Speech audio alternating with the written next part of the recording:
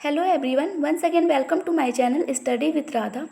आज की इस वीडियो में हम बात करेंगे ओपीसी यानी कि वन पर्सन कंपनी के बारे में।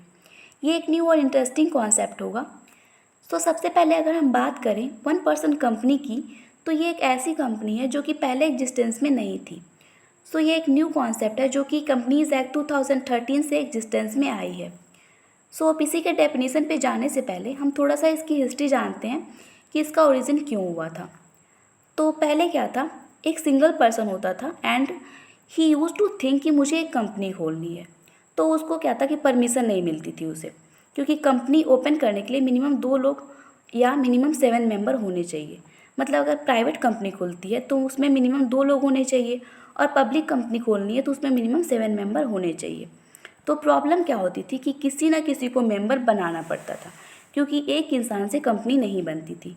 बट वो जो क्या हुआ, ये तो फॉर्मेलिटी वाला हो गया, फॉर्मेलिटी वाला मेंबरशिप हुआ, बिकॉज फॉर्मेलिटी की वजह से यहाँ पे किसी को मेंबर बनाना पड़ रहा है, जस्ट बिकॉज लॉ में ऐसा लिखा हुआ है, क्योंकि एक सिंगल पर्सन जो है वो कंपनी नहीं खोल सकता।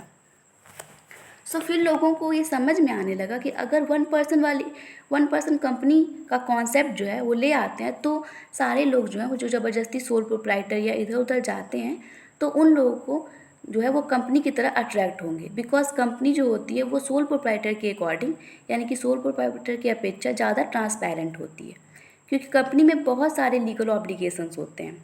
ओके, तो ये सारी बातें जो गवर्नमेंट के दिमाग में आई, और गवर्नमेंट ने ऐसी सोसाइटी, ऐसी कंट्री का रेफरेंस भी लिया जहाँ पर ये प्रिलीवेंट थी, यानी कि ओपीसी प्रिलीवेंट थी। मीन्स बेसिकली ओपीसी की कॉन्सेप्ट पहले से ही थी। तो गवर्नमेंट कंपनीज एक्ट 2013 में ये न्यू कॉन्सेप्ट लाने दिया वन पर्सन कंपनी की।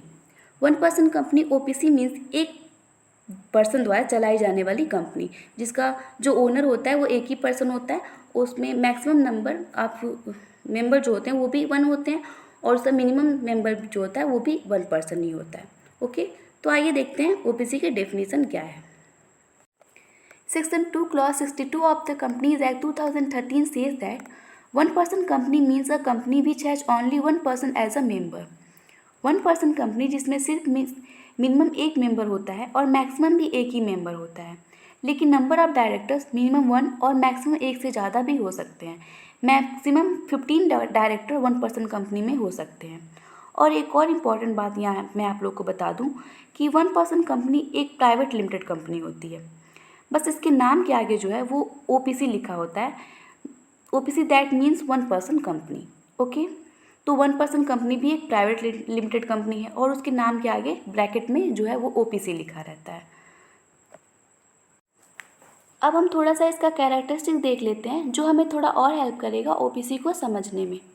सो फर्स्ट ऑफ ऑल ये बोलता है 1 शेयर होल्डर मीन्स सिर्फ एक मेंबर होना चाहिए, सिर्फ एक पर्सन होना चाहिए जो उस कंपनी को शुरू कर रहा है एज अ मेंबर, और ऐसा मानिए कि मैक्सिमम भी एक ही मेंबर होना चाहिए। बट यहाँ पे अब क्वेश्चन ये अराइज होगा कि अगर ये एक मेंबर जो है वो मर गया, मतलब दूसरे सिनेरियो में क्या होता था कि अगर एक मेंबर जो होता था वो मर जाता था, तो दूसरे जो मेंबर होते थे वो कंपनी संभाल लेते थे। बट यहाँ पे ये ओपीसी है, यानी कि 1 पर्सन कंपनी है, तो यहाँ पे जो कंपनी को चलाने वाला है एक ही मेंबर है, और वही डायरेक्टर भी है। तो मान लीजिए अगर वो मर गया तो अब क्या होगा, ऐसे सिचुएशन में क्या करेंगे। तो इसके लिए एक प्रोविज़न है, और वो प्रोविज़न है MOA, that is memorandum of association. इसमें एक नया क्लॉज आता है, दैट इज़ नॉमिनी क्लॉज। अब नॉमिनी क्लॉज में क्या होता है कि जब ओपीसी स्टार्ट होती है तो वहाँ पे एक नॉमिनी फॉर्म भरवाया जाता है, जिसमें उस पर्सन की इन्फॉर्मेशन डाली जाती है जो उस पर्सन, यानी कि जो डायरेक्टर है, उसके मरने के बाद उस पर्टिकुलर कंपनी को चलाएगा। तो अगर ये शेयर होल्डर जो है वो मर गया, तो नॉमिनी क्लॉज के अकॉर्डिंग वो पर्सन उस कंपनी को चलाएगा जिसका नाम नॉमिनी क्लॉज में डाला गया है। ओके, एंड सेकेंड पॉइंट क्या है, सिंगल ओनरशिप। ऑब्वियसली सी बात है, ओनली 1 शेयर होल्डर है तो सिंगल ओनरशिप ही होगी, यानी कि जो कंपनी को चलाने वाला है, मेंबर है, वो एक ही है, मिनिमम मेंबर भी एक ही होते हैं और मैक्सिमम भी एक ही होते हैं, तो सिंगल ओनरशिप ही होगी यहाँ पे। फिर ये बोलते हैं थर्ड पॉइंट क्या है, सेपरेट लीगल एंटिटी। यस, अब क्योंकि ये कंपनी है, भले ये 1 पर्सन कंपनी है पर ये है तो कंपनी का ही फॉर्म, तो यहाँ की क्या होता है कि कंपनी का जो है वो सेपरेट लीगल एंटिटी होती है, तो ये भी यहाँ पे सही है। उसके बाद फोर्थ पॉइंट क्या है, लेस कंप्लायंस। अब गवर्नमेंट जो है वो क्या बोलती है कि गवर्नमेंट है वो बहुत ही ध्यान से सोच समझ कर इसको बनाया है। एक्चुअली जो सोल प्रोप्राइटर होते थे, ये जो ओपीसी है वो सोल प्रोप्राइटर का ही रिप्लेसमेंट है। सोल प्रोप्राइटर की जगह पे ही 1% कंपनी को बनाया गया। फिफ्थ पॉइंट क्या है, इंडियन रेसिडेंट।